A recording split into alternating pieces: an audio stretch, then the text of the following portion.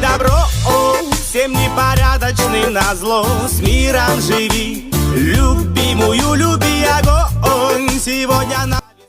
Йоу, қалайсыңдар менің сүйіктілері, өте кереметтей көрермендерім. Сендермен біргемен тағы да Клэйфи арнасы.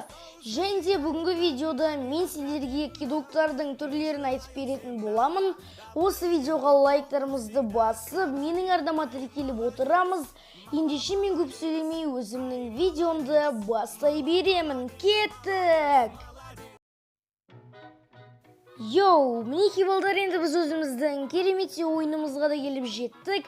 Және де мен KineMaster деген программаның өзінен түсіріп отырмын, яғни взломанный версиясынан емес. Көріп тұрғандарыңыздай үстіде водяной знагы бар. Енді бүгінгі видеода мен сендерге кидоктардың түрлерін айтып беретін боламын. Ендеше мен көп сөйлемей бастай берейін. Кеттік! Жалпы достар, кидоктар адамдарды неше түрлі әдіспен алдайды. Бүгінгі видеода мен сендерге кидоктардың алдайтын 2-3 әдісін айтып беретін боламын.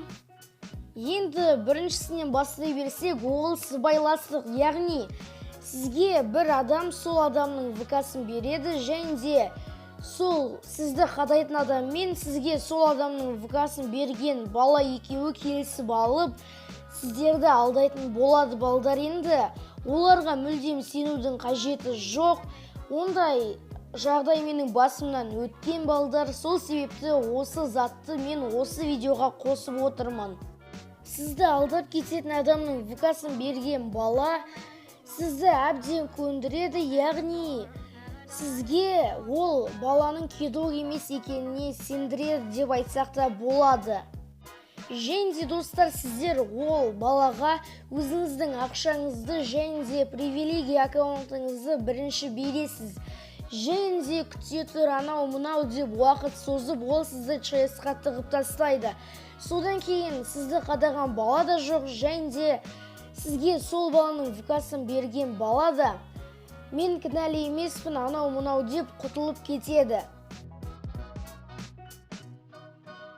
Сол себепті ондайларға сенудің қажеті жоқ балдар. Вот балдар, осындай затты сыбайластық деп атайды. Енді балдар, жаныңызда жүрген адам немесе досыңыз сізді любой момент қадап кете алады. Сол кезде сізге өте обидно болады. Сол себепті жаныңызда жүрген адамға да қатты сене берудің қажеті жоқ. Енді мен кидоктардың алдайтын әдісінің екінші түрін айта берейін. Екінші способтары ол Аллах, Құдай ақы, алдамайым, анау мынау деп қадап кететін балдар. Енді оларға айтарым, жалпы Алланы ойынға араластырудың қажеті жоқ. Енді балдар, солай ертең күні ол сіздерге бастарыңызға күнә болып жазылады деп айтсақ та болады. Балдар, енді бұндай балдарға да көп сене берудің қажеті жоқ. Бұндай балдардың арасында да кидоктар болуы мүмкін.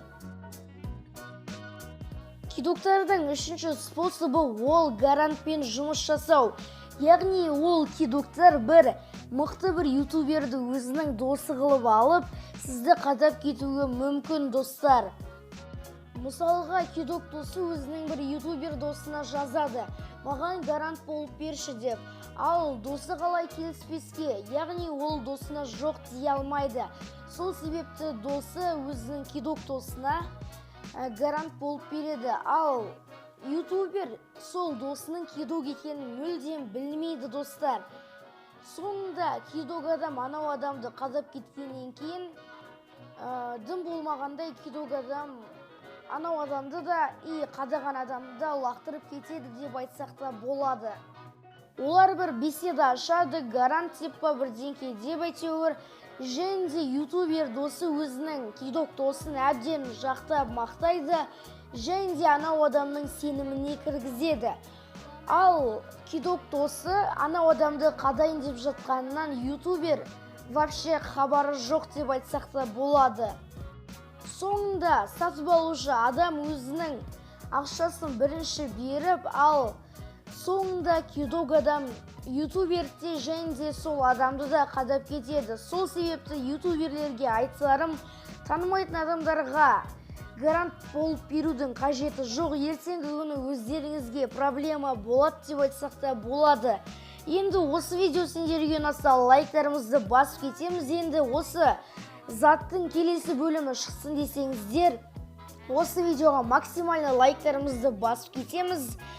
Енді біздің арнамызда 2 күн бойы видео шықпады. Оның себебі біз дейтін, енді 8 март болды. Сол себепті біз қыздармен қыдырып жүрдік.